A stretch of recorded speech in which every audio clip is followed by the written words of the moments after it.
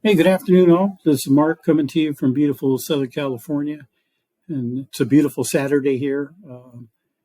You'll notice that I have no fancy backdrops. I'm just a guy coming at you from my garage and just trying to get some info out to you today. Before I get started, I just wanted to say I'm in no way employed by Sena, nor do I receive any kind of compensation from them. I'm just a guy who likes to ride motorcycles and talk to my friends who share a common interest with me when we are riding. I don't hold back when I have frustrations about my devices, but it's been my experience that Sena has always been ready to respond when I do have problems. Sometimes it takes a little bit longer than I would like, and but in the end, they've always been very good to me, and they've always done right by me. And because of that, I'm always going to remain a loyal Sena customer. If you like my content, want to see more, hit the subscribe button below and get updates on new content as I put it out there. All right. I wanted to take a brief moment to update you all on some progress of the issues we've had with the Sena 60s and what Sena is doing to correct these issues. It's been a challenge for some of us 60s users, and we've had to be patient. But if you're a loyal Sena customer like me, I would hope for nothing less that you would just be patient. But let's go back in time a little bit. I created the 60s and 60R user Facebook page back in June of 24 in anticipation of the devices rolling out. It was an assumption on my part that they would roll out a slimmed down version of the device, but that never happened. I decided to keep the name of the page the same because as things go for me, the day I changed the name of the page would be the day that they did roll out a 60R. So we just left it like that. I received my device in December of 2024 and posted it on the page. And I went out for my first ride solo. And to put in perspective, I have a 2017 Honda Goldwing. My accessories that I have are iPhone 13 Pro. I also have a Garmin XT2 with the Tread app for my Garmin device. I noticed that my music quality was great at 80 miles per hour. I made calls to my friends, didn't have any issues with background noise at all. I did notice that my voice commands did not work when paired to the XC2 and the phone. The phone needs to be paired to the XC2 in order for the Garmin Tread app to work. And when you do this, the headset disconnects the XT2. So what I learned is that the 60S wants to be connected to the Sena motorcycle app. And that creates a conflict with the Garmin Tread app. And presumably, if you have an XT Garmin device, it's going to have a problem with the Drive app as well. In other words, they don't play well with each other. So that's something that Sena and Garmin are probably going to have to work on down the line. But that's the least of my concerns for right now. In January, we started seeing complaints on the page that there was problems with low volume issues, and some of that can be attributed to installation issues with people not using the shims properly and having those speakers close to their ears. 1.1 firmware rolled out in January of 25. At the end of January, I went on a ride with 13 riders. We were using a combination of Sena headsets. Two of us were using 60Ss. One was using a 30K, and then we had like 5 50Ss in the group. We all had to use Mesh 2.0 because not all of us had the option of using the 3.0. So that's a good thing because the 60S can revert back down and communicate with the older model headsets. That's not the case anymore because all of those headsets are now capable of being updated to have Mesh 3.0. And we were having some problems. No one could communicate with me at all. And so that's when we started noticing that there were problems at highway speeds.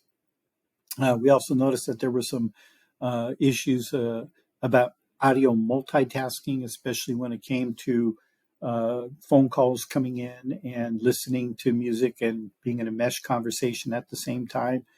In March of 2025, we started receiving more complaints now about poor communications at speeds greater than 40 miles per hour, selective volume control issues, limited device settings, and overmodulation of the mic. People were complaining that when users of the 60S would talk, everybody was getting their ears blown out and they had to turn their volumes down.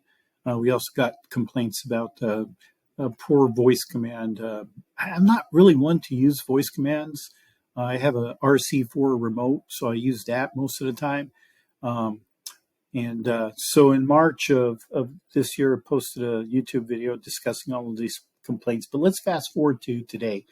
The latest firmware version that is out there right now is 1.2.2, and and but in April of this year, April 17th to be exact, uh, firmware version 1.1.6 rolled out, and this dramatically improved the audio quality of the intercom when writing at high speeds. And I think this was really the game changer when it came to writing at speeds over 45 miles per hour and even at highway speeds. And I literally do not have a problem anymore. I've been on several rides now where for multiple days where we're just having no problems. It improves the microphone performance. For phone calls and Bluetooth conversations, which I rarely use. Uh, this firmware update, in my opinion, was the one that corrected the communications at high speeds, at least for me. I mean, there's still complaints out there from people who maybe ride naked bikes that are having those issues. In July, uh, Sena rolled out firmware version 1.1.8. There was a whole bunch of fixes that this firmware version corrected them, but one of them, I won't go through all of them, but one of them was more improved performance at high speeds. So it just fixed the problem even more. And I really couldn't tell the difference because the 1.1.6 really did a great job in fixing it. But there was a whole bunch of performance issues that it took care of. But one of the things I did notice in this 1.1.8 version was it dealt with some issues that in other language. So languages. Uh, so you have to understand if you've been on this page and you've kind of like scanned through some of our members, we got members from all over the world that are on this page, and so you know, Sena is addressing all of these issues, even the ones that are happening in other parts of the world. So you know, we have over 1,500 members on this page, and I'm hoping that it'll start growing. But I'm sure there's more than 1,500 people that own Sena 60s. My goal is to get them all onto this page so that we can all share information, because I'm sure there's a lot of other good things that we can hear about the 60s that are out there, but we're just not hearing them. In July, Sena rolled out firmware version 1.2. And what this did was this allowed the 60s to now pair up to the Instacam 360 X5, which I have. But what I did notice is, in my case, when I pair my 60s to my phone, so I can see my app on the phone, it disconnects me from my Garmin XT2. So I have a help ticket in, RMA ticket in with Sena to see if there's a way that can be addressed through a firmware update. And again, I'm confident if they can't fix it, they can't fix it. It is what it is. But I just, you got to be patient with these things. But the latest firmware version that is out right now, as of today, October 11th, 2025, is 1.2.2. And again, this one deals with some, I'll just tell it right out, corrected the German translation for the mic on and mic off voice prompts. See, this is addressing an issue that's happening in another part of the world with a different language. So if you want to know what the information is for a firmware update for any Sena device, if you go to the website link below and save it on your desktop, it takes a few days after the firmwares roll out for the information to populate on the website.